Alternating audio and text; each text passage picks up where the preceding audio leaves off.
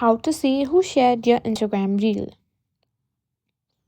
If you're posting reels on Instagram and want to know who's sharing them, you're in the right place. Today I'm going to show you how to check who shared your Instagram reels, and it's easier than you think. First things first, open your Instagram app and tap on your profile icon in the bottom right corner to go to your profile page. Next, scroll to the reel section on your profile and tap on the specific reel you want to check. This will open the reel for viewing. Tap on three dots and here you can find information like insights, and tap on it, and here you can find how your reel is performing, like view comments, like shares and saves. Under the interaction section you'll see a number next to shares. This tells you how many times your reel has been shared, but unfortunately Instagram doesn't show you exactly who shared it.